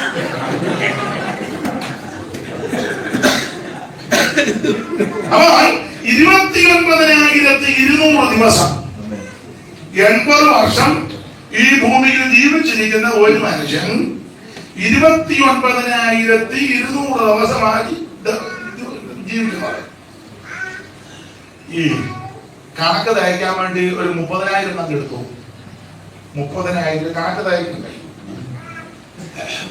പണ്ട് അഭിയാനും അച്ഛന്മാരും എല്ലാം കൂടെ പള്ളിക്കണക്ക് വാങ്ങിച്ചപ്പം മുഴുവൻ പ്രശ്നമാണ്. അവസാനം വീട്ടിൽ നിന്ന് പോയപ്പോഴേ കൊച്ചമ്മ ക്രിസ്ത്യാമ്മ പറഞ്ഞു, അച്ഛാ സൂക്ഷിക്കണം, ലോഡ് വലിയ പ്രശ്നക്കാരവൻ. അവൻ പ്രശ്നം ഉണ്ടാക്കും, മറ്റവനും അവന്റെ കൂടെ ഉള്ളവനാ നല്ലത്. അമ്മാരെ ശ്രദ്ധിച്ചോണം കണക്ക്. അപ്പൊ ഈ പള്ളിക്കണക്കിന് കണക്കെന്നല്ല പറയുന്നത്. ഞങ്ങളുടെ നാട്ടിലൊക്കെ അവിടെയൊക്കെ പറഞ്ഞു തിരട്ടെന്നാ പറയുന്നത്. തിരട്ട്. അവൻ കണക്കെല്ലാം പറഞ്ഞിട്ട് വന്നപ്പോ കൊച്ചമ്മ ചോദിച്ചു എല്ലാം ഉണ്ടായിരുന്നു. ഞാൻ ഒരു തരത്തിലൊക്കെ പറഞ്ഞു, ഒടുവിൽ ലോഡ് തിരട്ടയിലാക്കി പിടിച്ചെന്ന് പറഞ്ഞു. കൊച്ചമ്മ പറഞ്ഞു അവനെ ശരിയാക്കി വേണ്ടേ വരാൻ. ആ കണക്കിന്റെ തിരക്കിന്റെ അവസാനം വന്ന ഇവർക്ക് പ്രശ്നം ഉണ്ടാകും. അപ്പൊ ഒരു തരത്തിലാക്കിയത് ഒപ്പിച്ചോണ്ട് വന്നത് എന്ന് പറഞ്ഞതുപോലെ നമുക്കത് തികയ്ക്കണ്ടേ? 30,000 പണ്ട് പള്ളിക്കണക്ക് എഴുതി വന്നപ്പം പിരിവെല്ലാം എഴുതിയപ്പം 500 രൂപ ഒരു തരത്തിൽ അന്തർദിവസം പുണ്യാളെ പാറ്റ് എഴുത 500 രൂപ ഒപ്പിക്കണ്ടേ? നോക്കിയിട്ടൊന്നും ഇത് എവിടെ കൊള്ളില്ല. അന്തർദിവസം പുണ്യാളെ പാറ്റ് 500 രൂപ എഴുത. അപ്പൊ ഇതൊന്ന് ഒപ്പിക്കാൻ വേണ്ടി ഒരു 30,000 അങ്ങ് എടുക്കാം. 29,200 80 വർഷം. അപ്പൊ 30,000 ഞങ്ങളെ നാളുകളായി എണ്ണുവാൻ ഞങ്ങളെ എണ്ണണം. അപ്പൊ ഈ 30,000 ദിവസം നമുക്ക് കിട്ടുക. 80 വർഷം ജീവിക്കുന്ന ഒരു മനുഷ്യന് കിട്ടുക. ഈ 30,000 ദിവസത്തിൽ കർത്താവിന് വേണ്ടി നമ്മൾ എത്ര ദിവസം എത്ര നാള് ചെലവാക്കുന്നുള്ളതായ എന്റെ വിഷയം. നാളുകളെ ഒന്നാണ്. അതില് ന്യായമായ കണക്ക് പറയാം. ഡോക്ടേഴ്സ് ഒക്കെ പറയുന്നത് ഒരു മണിക്കൂർ ഒരു ദിവസം കുറഞ്ഞത് 8 മണിക്കൂറെങ്കിലും ഉറങ്ങണമെന്ന ഡോക്ടർമാര്. അപ്പൊ അങ്ങനെയാകുമ്പോൾ ഒരു ദിവസം 24 മണിക്കൂറാണ്. അങ്ങനെ 24 മണിക്കൂറിൽ 8 മണിക്കൂർ 3 × 24, 3-1 ഉറക്കം. മിക്കവരുടെ ഇരുമ്പ് കണ്ട് 3 എന്ന് പറഞ്ഞാൽ ബാക്കി ഇവിടെ കൂടെ വന്നിരുന്നു പറഞ്ഞില്ല. 3 തീർന്നേച്ചാ വന്നത്. പിന്നെ ഇവിടെ അങ്ങനെ അല്ലെങ്കിൽ അന്തരീക്ഷം ഏസിയൊക്കെ ഇട്ട് വളരെ ഉറങ്ങാൻ എന്ത് നല്ല അന്തരീക്ഷം. അപ്പൊ അത് നമുക്ക് വിട്ടേക്കാം. 3 ഉറങ്ങാൻ അവർ 3 ഉറങ്ങുക. 30,000 ദിവസത്തിൽ 3 അപ്പൊ എത്ര ദിവസം ഉറങ്ങി തീർന്നു മോളെ? മോള് മാക്സിന് നല്ല പിടിക്കുക. 10,000 ദിവസം ഉറങ്ങി തീർന്നു. ആളുകളെ ഒന്ന് എണ്ണണം. അമ്മയുടെ ഇങ്ങനെ 66 രൂപയെ പിടിച്ചിരിക്കുന്ന പോലെ പോയാ പോലെ ഇതൊക്കെ തന്നെ 30,000 ദിവസം എനിക്ക് നിങ്ങൾക്ക് ദൈവം തന്നാൽ 10,000 ദിവസവും നമ്മള് അത് ഈ ഉറക്കമല്ലാതെ കിട്ടുന്നൊരു ഗുണം വന്നോ?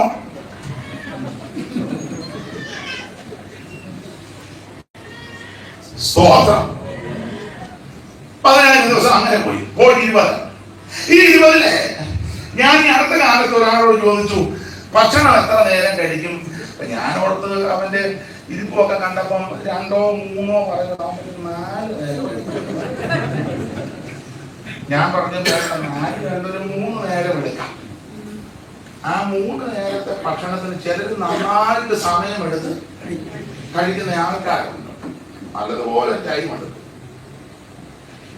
പിന്നെ കുളി, തേവാരം, ഒരുക്കം അതൊക്കെ പറയണ്ടല്ലോ. നല്ല ടൈം എടുക്കുന്ന ആൾക്കാരുണ്ട്. ഉണ്ട്. എന്ന് വേണ്ട ഒപ്പിച്ചയച്ചാൽ ഒരു പരുവത്തിന് വന്ന് ഇവിടെ എന്നിട്ടും അത്ര സന്തോഷം ഒന്ന് ശരിയാണ് പെട്ടെന്ന് ആയതുകൊണ്ടൊന്നും ഇല്ലേ? മനുഷ്യന്റെ രീതിയാണ്. പിന്നെ യാത്ര, ബന്ധുവീടുകളുടെ സന്ദർശനം, യാത്ര, കല്യാണം, അടിയന്തരം ഇങ്ങനെയുള്ള ഒത്തിരി ചടങ്ങുകളുണ്ടല്ലോ. ഞാൻ എന്റെ കണക്കുണ്ട്. ഞാൻ കണക്കെടുത്ത് വരുന്നത്. അങ്ങനെ അതെല്ലാം കൊണ്ട് എടുത്താൽ ഒരു 15,000 ദിവസം അങ്ങനെ പോയി.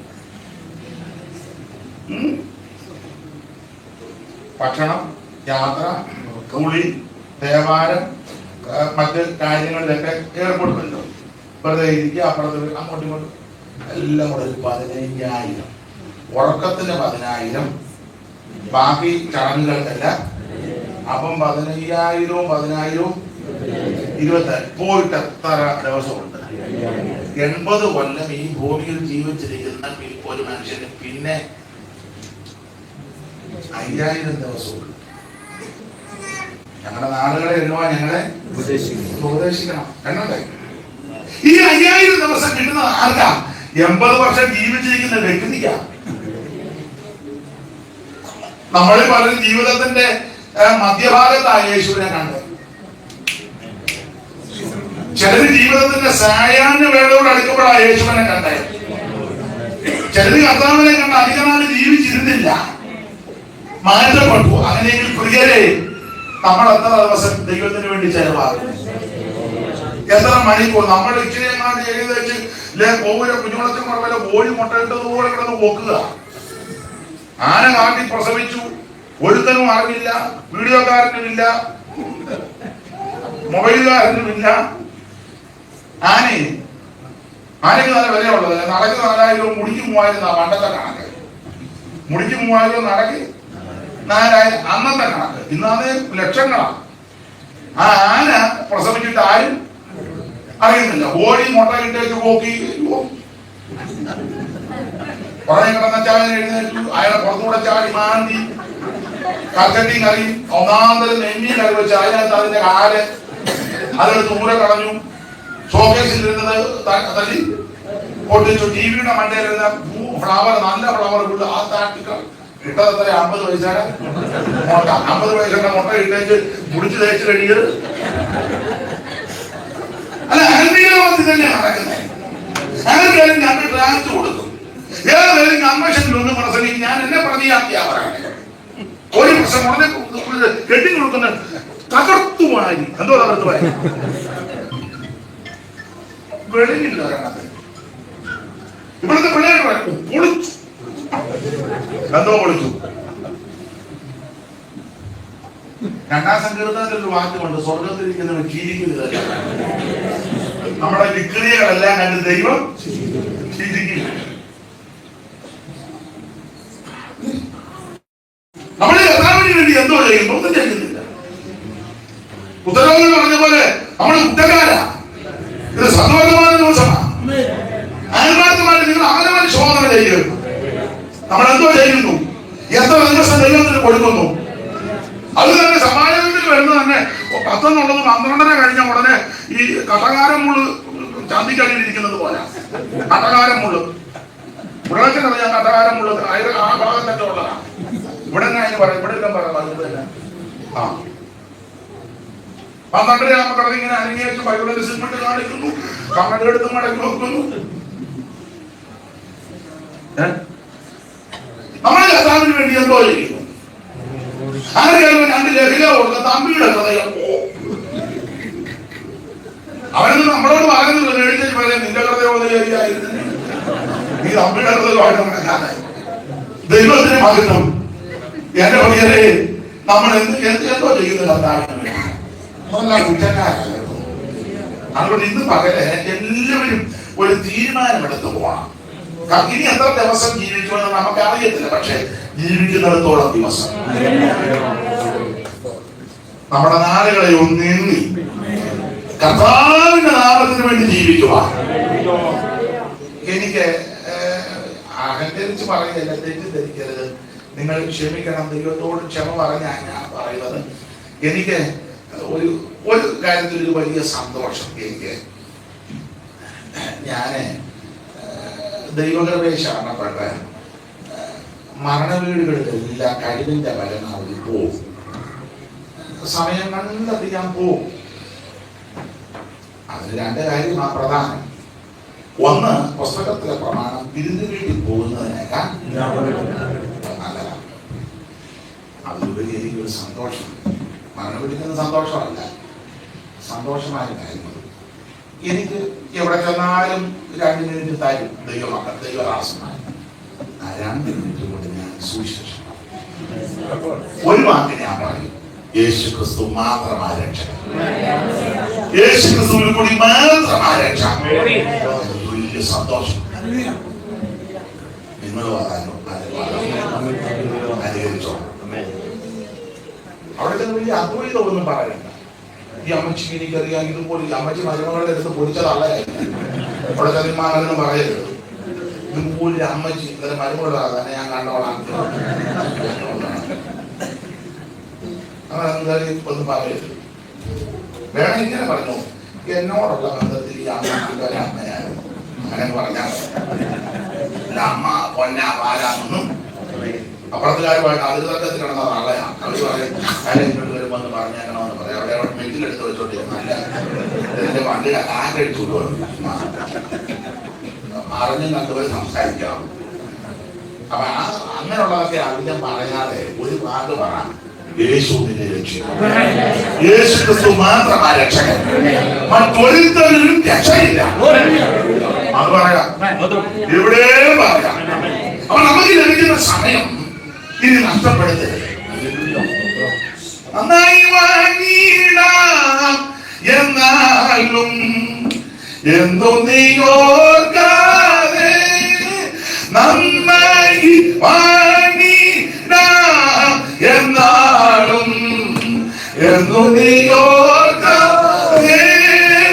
മണ്ണായി മാറും അഴകേറും നിന്മൈ. മണ്ണായി മാറും അഴകേറും നിന്മൈ. നിർണയം ഒരു നാളിൽ നീയതു മറക്കാതെ. ആനന്ദമേറും നിൻ ജീവകാലം മറയും നിഴൽ പോലെ. നീയതു മറക്കാതെ.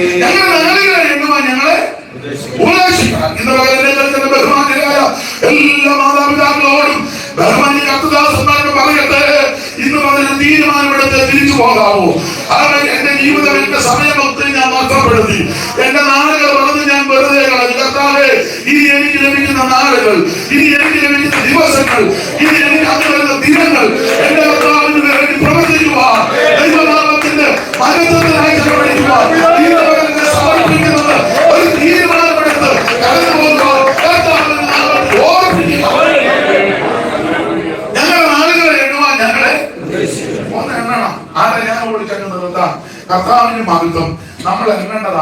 ധാരാളം കാര്യമുണ്ട്. ദൈവത്തിന് മകത്വം. ഒന്ന് രണ്ട് കാര്യങ്ങള് ഒന്ന് ചിന്തിച്ച് യാക്കോബിന്റെ ലേഖനം 1-ാം അധ്യായത്തിന്റെ 3-ാമത്തെ വാക്യം ഒന്ന് വായിച്ചേ.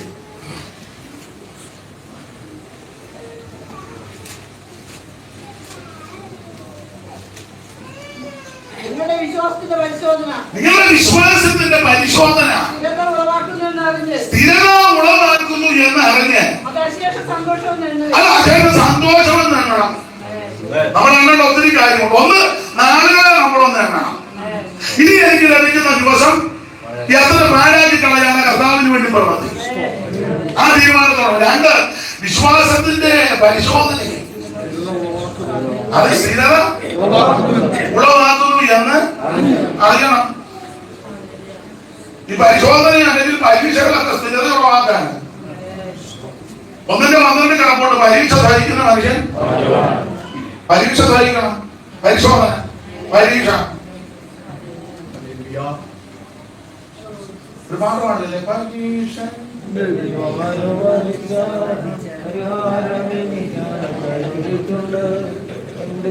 പിന്നെ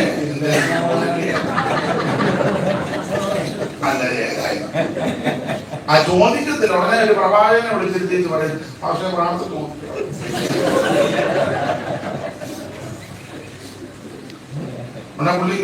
പുള്ളി കാണടക്കുമ്പോ നമ്മള് കാണുന്നുണ്ട്.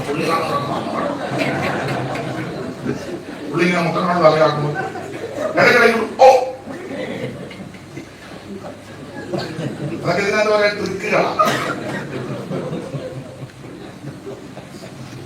അപ്പൊ നമുക്ക് മനസ്സിലാൻ പുള്ളിക്കാണ്ട് ഒഴുകുന്നു.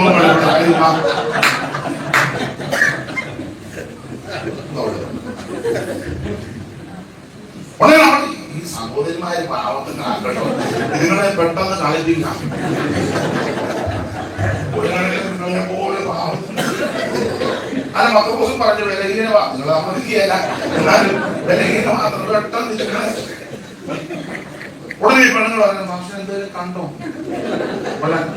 ചില വിഷയങ്ങളുണ്ട്.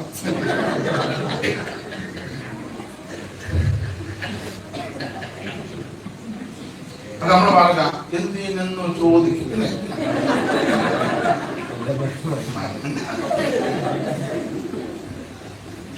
എന്റെ പ്രിയരെ,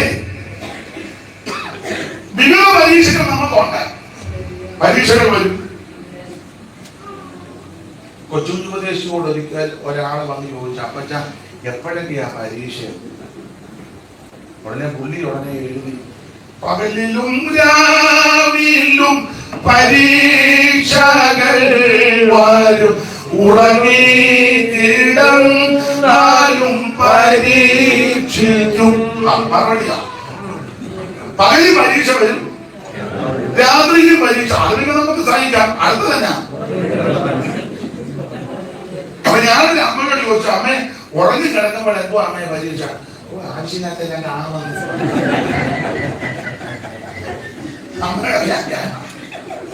ഞാൻ അവിടുന്ന് അവരെ ഞാൻ വിളിച്ചു പറഞ്ഞു.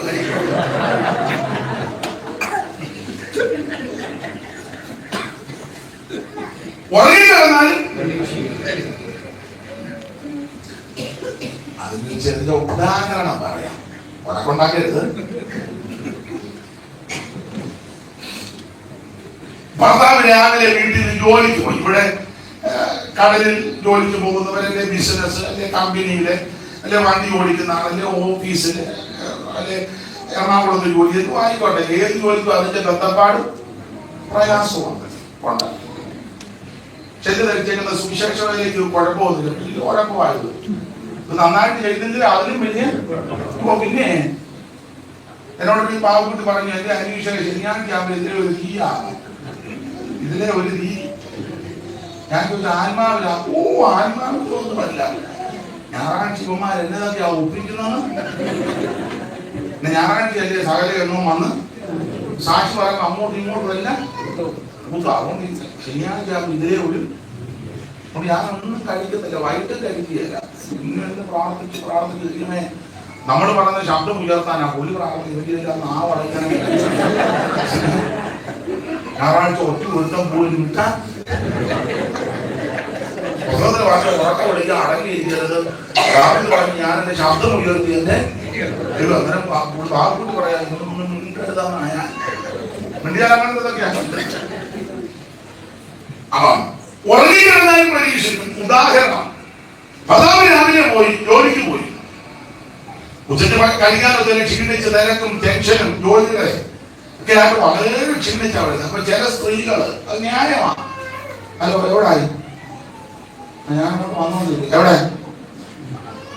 ഞാൻ പോളാട്ടി പാലം.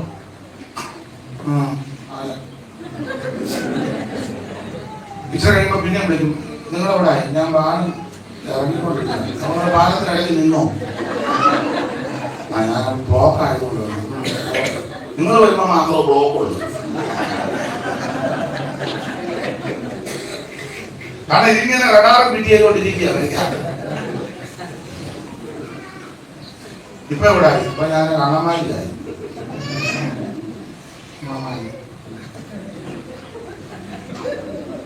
വരുമ്പോ ചില പാലൂടെ പാല് മേടിച്ചോണ്ട് എവിടായി? ഞാൻ വീടിനടുത്താണ്. ആ കൊച്ചിന് ബിസ്ക്കറ്റ് ഇല്ല, ബിസ്ക്കറ്റ് കൂടെ ടൈഗറിന്റെ അത് തന്ന് ഇവരും പുലിയപ്പെടുന്നില്ല. ടൈഗറിന്റെ കൊടുത്ത് നമ്മുടെ കാണും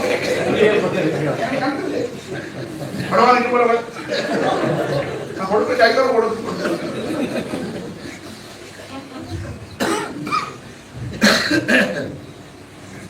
അപ്പൊ ഇതെല്ലാം ചെയ്താലേ വീട്ടിലോട്ട് വരുമ്പോ ചിലപ്പോൾ തിരക്കും വർദ്ധമാനമായി പുള്ളി കൂടി കഴിഞ്ഞ് പ്രാർത്ഥിച്ച് പുള്ളി കഴിഞ്ഞ് ഭക്ഷണം കഴിച്ചേച്ച് ക്ഷീണം കാണും. പെട്ടെന്ന് അങ്ങനെ കിടന്ന് ഉറങ്ങിയെന്ന് വരാം. ഭാര്യമാർക്ക് അങ്ങനെ ഒക്കത്തില്ല. അവര് ഭക്ഷണമെല്ലാം പിള്ളേർക്ക് കൊടുത്തില്ല ക്രമീകരിച്ച് അടുക്കളയിൽ നല്ല സ്ത്രീകള് അടുക്കളയിൽ ഒന്നുകൂടെ തൂത്ത് തുടച്ച് ബാക്കി വന്ന് ഇന്നത്തെ രീതി അനുസരിച്ച് ഫ്രിഡ്ജ് വെക്കേണ്ടതുണ്ടെങ്കിൽ അത് വെച്ച് ചില ഫ്രിഡ്ജിൽ ആ കർക്കടിയോട് എടുത്ത് വെക്കുന്നതാണ്. കാരണം വേറൊരു ചെറിയ പാത്രത്തിലോട്ട് ആക്കി വെക്കാനുള്ള ഞങ്ങളുടെ വീട്ടിൽ ഞാൻ എപ്പോഴും വഴക്കുണ്ടാകും. അവർക്ക് വലിയ ചെമ്പെടുത്ത് ഫ്രിഡ്ജിനകത്ത് കയറാത്തതാണ്. ഇല്ല, അവർ ചെമ്പോടെ വിളിച്ച് ഞാൻ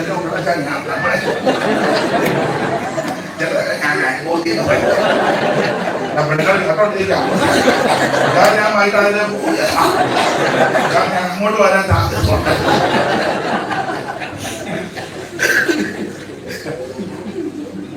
അപ്പൊ ഈ അടുക്കിൽ ചെല്ലുന്ന സ്ത്രീകളെ ആ ബാക്കി വരുന്നത് പാത്രത്തിലൊക്കെ ആക്കി ഇല്ല അങ്ങനല്ലേ ഫ്രിഡ്ജിൽ വെച്ച് പാത്രം വെച്ചൊന്ന് കഴുകി പോക്കുന്നെങ്കിൽ ആ പാതമൊക്കെ ഒന്ന് ഉടച്ച് വൃത്തിയാക്കി. അതൊക്കെ ജീവിതത്തിന്റെ ക്രമം. ഞങ്ങളൊരു താറാമയുണ്ടായി. ഒരിക്കൽ ഞാൻ അവര് ശുശ്രൂഷിക്കുന്ന സ്ഥലത്ത് പോയി ശുശ്രൂഷിച്ച് അവിടെ പാർത്തു. സവായും കൂടെ കഴിഞ്ഞേ പോരുള്ളൂ. ശനിയാഴ്ചയാണ് വിളിച്ചത്. നമ്മുടെ തീയം തോമസ് കുട്ടി പാസ്റ്റർ ബന്ധവാ പണ്ടമേട് സാറാണ്, ജേക്കബ് സാറാണ്, പാറാണി പഞ്ചായത്തിന്റെ അനിയന്റെ മകളാണ്. നമ്മുടെ ചങ്ങനാശ്ശേരി ലിജോയുടെ അമ്മായിയമ്മ, ലിജോയുടെ അമ്മായിയമ്മ, ലിജോയുടെ ഭാര്യ വേറെ അമ്മ പണ്ടമേട് സാറാണ്. വളരെ നല്ല ദൈവങ്ങളുള്ള ദൈവരാശി. അവര് ശുശ്രൂഷിച്ചെടുത്ത് ഞാൻ ശനി പകുതി ശുശ്രൂഷിച്ച് രാത്രിയോടെ വിശ്രമിക്കുക. ഞായറാഴ്ച സഭായും കൂടെ കഴിഞ്ഞേ പോയുള്ളൂ. അപ്പോൾ ഭക്ഷണം ഞങ്ങൾ ശനിയാഴ്ച രാത്രി ഞാനും ജേക്കബ് പാസ്വെല്ലാം കഴിഞ്ഞ് ഞങ്ങൾക്ക് വെള്ളം തൊന്നെല്ലാം കഴിഞ്ഞ് ഞങ്ങൾ ഇങ്ങനെ വർത്താനം പറഞ്ഞിരിക്കുമ്പോൾ അടുക്കള പ്രാർത്ഥന അങ്ങനെയുള്ളതാണ്. ഈ പ്രാർത്ഥന അത് കഴിഞ്ഞ് പുള്ളിക്കാരി പറഞ്ഞപ്പോൾ ഞാൻ ചോദിച്ചേ അത് ഞാൻ എന്നും പ്രാർത്ഥിക്കും. അപ്പൊ എനിക്ക് ജിജ്ഞാസ അതെന്റെ അമ്മ എന്നെ കാണിച്ചു തന്നിട്ടുണ്ട്. ഞാൻ പറഞ്ഞേ അമ്മച്ചി ഇപ്പോഴും ഉണ്ട്, 94 നല്ല മിടുക്കിയ കണ്ണാടിയില്ലാതെ വാക്യം വായിച്ചു തരും. ഇപ്പൊ പ്രസംഗിക്കാരും ഇടതുവരി കിടക്കുന്ന വളയൊന്നുമല്ല, പടപടാനാ നിൽക്കുന്നത്. ഇപ്പോഴും അടുത്ത കാലത്ത് ഞാൻ ബോഡി യോഗത്തിന് ചെന്നപ്പം സ്റ്റേജിൽ ഞാൻ പറഞ്ഞ ഓഡിയൻസിന്റെ മൈക്കൊന്നും വേണ്ട, മൈക്ക് ശബ്ദത്തിൽ ബൈബിള് വായിച്ചു തീർക്കണം. ആരാധനയൊന്നും കാണുകയൊക്കെ ചെയ്യേണ്ടതാണ്. അമ്മയുടെ മകളാണ്. അപ്പൊ പറഞ്ഞ് അമ്മച്ചി ചെയ്യുന്നത് എല്ലാ ദിവസവും ഭക്ഷണമൊക്കെ കഴിഞ്ഞ് പണ്ട് മുതലേ എല്ലാം ക്രമീകരിച്ച് കിടക്കുന്നതിന് മുന്നേ അടുക്കളയിൽ നടക്കുമ്പോൾ തലയെ തുണിയുണ്ട് കണ്ണിന് സ്തോത്രം ചെയ്ത് പ്രാർത്ഥിച്ചു. അതിന് കാരണം ദൈവമേ ഈ അടുക്കളയിൽ നിന്ന് ഭക്ഷണം ഉണ്ടാക്കാൻ ഭക്ഷണം ദൈവം താങ്കളുടെ സ്തോത്രം അത് പാകപ്പെടുത്താനുള്ള ആരോഗ്യം എനിക്ക് തന്നല്ലോ. അത് വലിയ അപാകത കൂടാതെ ഉണ്ടാക്കി ഭർത്താവിനും മക്കൾക്കും വീട്ടിൽപ്പെട്ടവർക്കും അവരുടെ ഇഷ്ടാനിഷ്ടം അനുസരിച്ച് കൊടുക്കാൻ കൃപയും തന്നല്ലോ. ഈ അടുക്കളയിൽ പെരുമാറിയപ്പോൾ തീ കൊണ്ട് പൊള്ളലേൽക്കാതെയും കത്തുകൊണ്ട് മുറിവേൽക്കാതെയും അങ്ങോട്ടും ഇങ്ങോട്ടും ഇറങ്ങിയപ്പോ ഉരുണ്ടി വീഴാതെയും ദൈവം സൂക്ഷിച്ചല്ലോ. നല്ല മാതൃകയല്ലേ? അടുക്കളയിൽ രാത്രി ഗ്രാഹിയാണ് കിടക്കാൻ പോകുന്നത്. മാവ് ഞാൻ അരച്ചത് ഗ്രാഹി വന്നാ കിടക്കുന്നത്. ഇവിടെ പിന്നെ ഇവന് വടക്കെല്ലാം ഉണ്ടാക്കാൻ ഇങ്ങനെയാ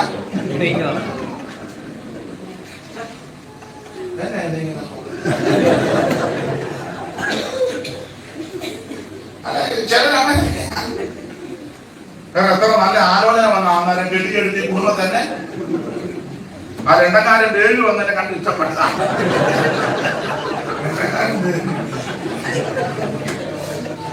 കണ്ണിന് ചെല്ലുന്ന നീ മറക്കാടായതുകൊണ്ട് ഇപ്പോഴും ജീവനോട്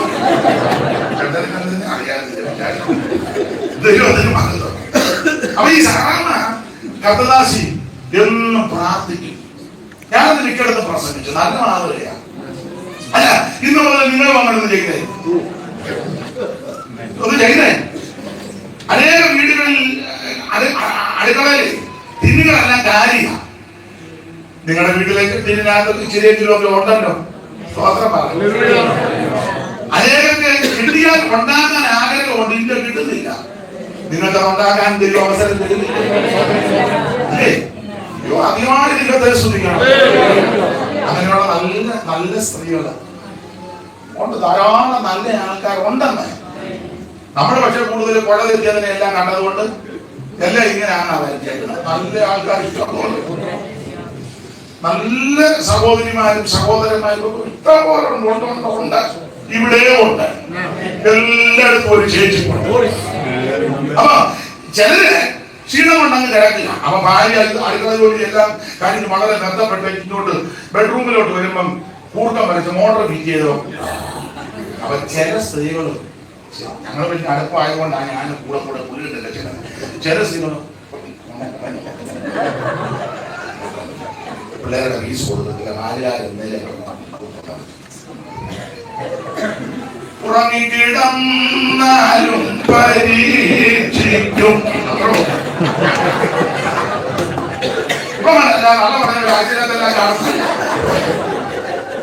എന്നെ പ്രിയരെ, വിവിധ പരീക്ഷകൾ നമുക്കുണ്ട്. പകലിൽ പരീക്ഷ വരും, രാത്രിയിൽ പരീക്ഷ വരും, ഉറങ്ങിക്കിടന്നാലും പരീക്ഷിക്കും. അവൻ ചോദിച്ചു, അപ്പച്ച ആരൊക്കെയാ പരീക്ഷിക്കുന്നത്? കുറെ എഴുതി. പാപം പരീക്ഷിക്കും, ലോകം പരീക്ഷിക്കും, സാത്താൻ പാപം പരീക്ഷിക്കും, ലോകം പരീക്ഷിക്കും, സാത്താൻ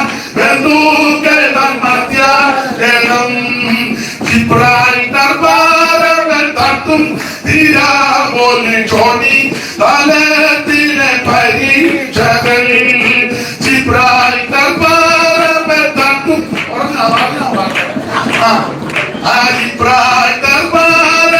തട്ടും തീരാമോനെ ചോടി തലത്തിലെ പരീക്ഷകൾ. നിങ്ങളുടെ പരീക്ഷകൾ ശോധന, വിശ്വാസത്തിന്റെ പരിശോധന. അബ്രഹാമിന് പരിശോധന വന്നില്ലയോ?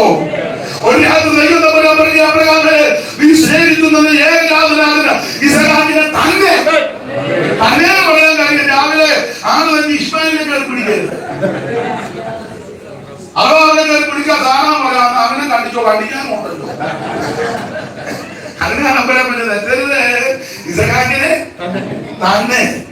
അരുളപ്പാട് കേട്ട ഞാൻ പറഞ്ഞ അടങ്ങി കടന്നില്ല. അധികാരത്തിൽ എഴുന്നേറ്റ് ആ കടലിക്ക് പോപ്പിട്ട് ബാല്യക്കാരൻ തന്നെ മകൻ ഇസ്ഹാക്കിനെ കൂട്ടി കീറി ഒഴുക്കിയ വിറകും ആയുധമൊക്കെ എടുത്ത് നേരെ പോകാം. ദൈവം പറഞ്ഞെടുത്തോട്ട് നിനക്ക് ഇഷ്ടമുള്ളിടത്ത് പോയി യാഗം കഴിക്കരുതെന്ന് പ്രമാണം. നിനക്ക് ഇഷ്ടമുള്ളിടത്തൊന്നും യാഗം കഴിക്കരുത്, ദൈവമൊക്കെ പ്രമാണോ. അപ്പന്റെ മകനും കൂടെ പോകില്ല. ദൂരെ വെച്ച് അബ്രഹാം ആ സ്ഥലം കണ്ടു. ഒരു വാല്യക്കാരൻ പറഞ്ഞു, നിങ്ങളിവിടെ ഈ വാല്യക്കാരുമായിട്ട് പോയാൽ ആരാധന ചെയ്യാറില്ല. അത് വേർപാടിനെ കാണിക്കുന്ന. അകത്ത് നിർത്തേണ്ടവനെ അവിടെ നിർത്തണം, പർവ്വതത്തിന്റെ കീഴിൽ നിർത്തേണ്ടവനെ അവിടെ നിർത്തണം. വേർപാടില്ലാത്തവരെ കൊണ്ടുപോയ ആരാധന ചെയ്യാതില്ല. അബ്രഹാം പറഞ്ഞു നിങ്ങൾ ഈ ബാല്യമായിട്ട് ഇവിടെ ഇന്നത്തെ അബ്രഹാമാരുടെ ഇസ്രായേലിന്റെ മോനെ കടലിൽ കുമ്മ കൊടുത്താൽ ആദ്യം ഇനി കാണുമെന്ന് അങ്ങനെ കടലിൽ അന്തിയോമനം കൊടുക്കുന്ന ഒത്തിരി അപ്പനും അമ്മയും ജീവിച്ചിരിക്കുമ്പോൾ ഒരു ഉമ്മ കൊടുത്തേ അത് കഴിയുമ്പോൾ തമന്ന് കിടക്കും തള്ളവിട്ട് പിടിച്ച് മോണ്ട് വരയ്ക്കണം. ജീവിച്ചിരിക്കുമ്പോൾ തള്ളക്ക് വെള്ളവും കൊടുക്കുക അപ്പനെ അന്വേഷിക്കത്തില്ലോ ഒരു വിദ്യക്ക് പോലും കൊണ്ട് ഒരു കുഞ്ഞോണ്ട് ഓർക്ക് പോലും കത്ത് കിടക്കുമ്പോൾ തമന്ന് കിടക്കും വേറെ പിടിച്ചു വിദ്യ വേണ്ട വിദ്യയാട്ടം ഉമ്മ ആ വൈകിട്ട് വൈകിട്ട് പലകാലം ഞാനങ്ങ് അടങ്ങുക. ദൈവത്തിന് മഹത്വം. അബ്രഹാം മകനുമായിട്ട് മോറിയാവിലോട്ട് പോകുകയാണ്. ഇറങ്ങി എത്തി ചോദിച്ചു അപ്പച്ചാ കത്തിയും പറഞ്ഞ പോയിട്ടുണ്ട് ആട്ടിൻകുട്ടി. ഇന്നത്തെ ഞാൻ പറയാം നീ എന്നെ ടെൻഷൻ എടുപ്പിക്കരുത് കേട്ടോ. ഞാൻ ഒന്നാമത്തെ സമാധാനം തെറ്റി മലകൊണ്ട് അബ്രഹാം പറഞ്ഞ ദൈവം കരുതുമല്ലോ. അവർക്ക് വേണ്ടി ദൈവം കരുതുന്നു. എന്റെ തലമുറയ്ക്ക് വേണ്ടി ദൈവം കരുതുന്നു. ദൈവം കരുതുമല്ലോ. ഓ ഇതിലേ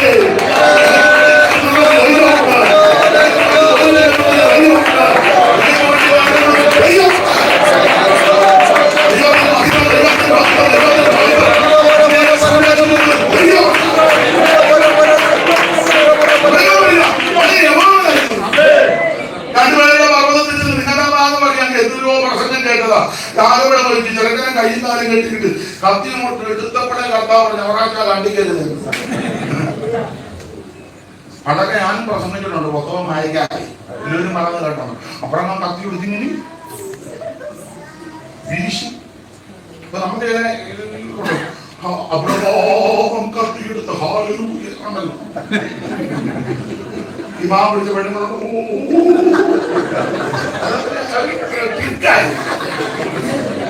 അബ്രഹാം അങ്ങനെ വീശുവൊന്നുമില്ല.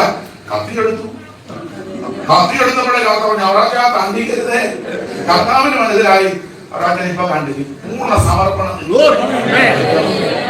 വിശ്വാസത്തിന്റെ പരിശോധന സ്ഥിരതയുണ്ടാക്കുക. പൂർണ്ണ സമർപ്പണം.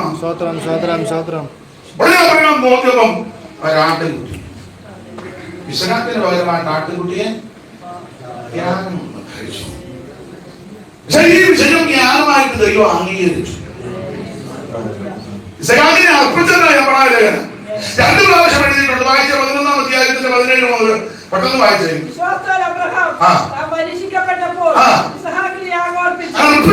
പുസ്തകം 22-ൽ ഇസഹാക്കിനെ കണ്ടിച്ചതായിട്ടില്ല. പക്ഷെ ആ സംഭവം ദൈവം അങ്ങ് അംഗീകരിച്ചു. അംഗീകരിക്കാൻ കഴിഞ്ഞ ദൈവം യാഗം കഴിക്കാമെന്നവന്റെ ഹൃദയം നോക്കിയപ്പോൾ പൂർണ്ണ സമർപ്പണം. ദൈവ ഹൃദയമാണോ? ഹൃദയത്തിലോട്ട് നോക്കിയപ്പോൾ പൂർണ്ണ സമർപ്പണം തുടങ്ങിയ അതാ യാഗം അർപ്പിച്ചല്ല. ഒന്നുകൂടെ നടന്നു വാക്യം. ഇസ്ഹാക്കിന് ജനിക്കുന്നവർ നിന്റെ സന്തതിയിൽ വിളിക്കപ്പെടുമെന്ന് അപ്പോൾ ലഭിച്ച വാഗ്ദത്തങ്ങളെ കൈക്കൊണ്ടവൻ അർപ്പിച്ചു. വീട് കഴിഞ്ഞ് അർപ്പിച്ചത്. അപ്പൊ ഇസ്ഹാക്കിനെ യാഗം അർപ്പിച്ചു. സ്വർഗം ഇത് അംഗീകരിച്ചു. പഴയ നിയമവും പുതിയ നിയമവും പ്രതിരൂപ സ്വരൂപങ്ങളാണ്. നിഴലും പോലുള്ള. അപ്പൊ അങ്ങനെ പഠിക്കുമ്പോ അബ്രഹാം പിതാവായ ദൈവത്തിന് നിഴല, ഇസ്ഹാക്ക് യേശുക്രിസ്തുവിന് നിഴല, റിബേക്ക സഭയ്ക്ക് നിഴല, എലയാസർ പരിശുദ്ധാത്മാവിന്റെ നിഴലായിട്ട പഠിപ്പിക്കുന്ന വലിയ തെറ്റൊന്നുമില്ല. പുതിയ കുളഞ്ഞന്മാർ അതിനകത്ത് കുരുക്കൊക്കെ കണ്ടുപിടിക്കുന്നവരുണ്ട്. കുരുക്കുകാരവിടെ ചെന്നാലും അപ്പൊ അങ്ങനെ നിഴലും പൊരുളമായിട്ട് പഠിക്കുമ്പോ ഇസ്ഹാക്കിനെ യാഗം അർപ്പിച്ചത് ക്രിസ്തുയേശു നാൽപ്പതിനിടയിൽ മനുഷ്യന്റെ പാപത്തിന്റെ പരിഹാരത്തിന് മരിച്ചതിന് തെളിവാ നിഴല. അപ്പൊ ആ നിലയിൽ പഠിച്ചാൽ ഇസ്ഹാക്ക് മരിച്ചു. അങ്ങനെ ചിന്തിച്ചു. എത്രാം അധ്യായത്തിലാണ് മരിക്കുന്നത്? 22-ലെ. ഇസ്ഹാക്കിന്റെ 5-ാം അധ്യായത്തിലാണ്. ആ കല്യാണത്തിന് പോയില്ലെന്നറിയാം. പുസ്തകത്തിലുണ്ട്. പക്ഷെ ഞാൻ കല്യാണത്തിന് പോയില്ല. ഒന്നാമത് മാറിയ ഡേറ്റ് ഒന്നും 24 അതല്ല, ആയിരിക്കുമെന്നൊന്നും അല്ല, 24. ഇസ്ഹാക്കിന്റെ മരണം 22, കല്യാണം 24. ഇസ്ഹാക്ക് മരിച്ചത് യാഗം യേശുവിന്റെ കാൽവരി മരണത്തിന് തലല്ല. അവ 22 മരിച്ചു. അധികം താമസിക്കാതെ 24 കല്യാണം. കാരണം 22 മരണം ഇസ്ഹാക്കിന്റെ, 23 ഇസ്ഹാക്കിന്റെ അമ്മ സാറ മരിക്കുന്നു. 23 അടുത്ത 24 ഇസ്ഹാക്കിന്റെ കല്യാണം. എന്ന് പറഞ്ഞാൽ 22 ഇസ്ഹാക്ക് മരിച്ചു, അധികം താമസിക്കാതെ 24 കല്യാണമാണ്. യേശു മരിച്ചു. ദൈവത്തിന്റെ ഒരു ദിവസം ഒക്കെ വെച്ച് കണക്ക് കൂട്ടുമ്പോൾ അധികം താമസിക്കാതെ കല്യാണം നടക്കാം. ആത്മീയ വശം കിടക്കുന്നത് അബ്രഹാം ഇസ്ഹാക്കിനെ യാഗം കഴിച്ചു അല്ലെങ്കിൽ മരിച്ചു. ഇസ്ഹാക്ക് ഉയർത്ത ഇസ്ഹാക്കിനെ കൊണ്ട് അബ്രഹാം, അത് അബ്രഹാം എന്ന് വായിക്കുന്നത് അവരുടെ ഇടയിൽ നിന്ന് എഴുന്നേറ്റവനെ പോലെ ഉയർത്തു. അപ്പൊ ഉയർത്ത ഇസ്ഹാക്കുമായിട്ട് അബ്രഹാം ഇങ്ങോട്ട് വീട്ടിലോട്ട് വരുന്നത്. അപ്പം ഉയർത്ത ഇസ്ഹാക്കിനെ കൊണ്ട് അബ്രഹാം വീട്ടിലോട്ട് വരുമ്പോ കേൾക്കുന്ന വാർത്ത എന്താണെന്നറിയാമോ? ഒരു വാർത്തയുണ്ട്, നല്ല വാർത്തയാണ്. ഉയർത്ത ഇസ്ഹാക്കുമായിട്ട് അബ്രഹാം വീട്ടിലോട്ട് വരുമ്പോ കേൾക്കുന്ന നല്ലൊരു വാർത്ത. ബെഥൂവേലിന്റെ വീട്ടിൽ റിബേക്ക ജനിച്ചു. ആ 23 തൊട്ടുപേരിൽ ഒരു ചെറിയ കണ്ണിലുണ്ട്. അമ്മാമി അത് വായിച്ചേ. അനന്തരം മിൽക്കയും തന്റെ സഹോദരനാകുന്ന നാഹോറിന്റെ മക്കളെ പ്രസവിച്ചു വന്ന അബ്രഹാമിന് വർത്തമാനം. അവരാരെന്നാൽ ആദിരാമൻ മൂസ, അവന്റെ അനിയൻ മൂസ, കെമൂവേല്,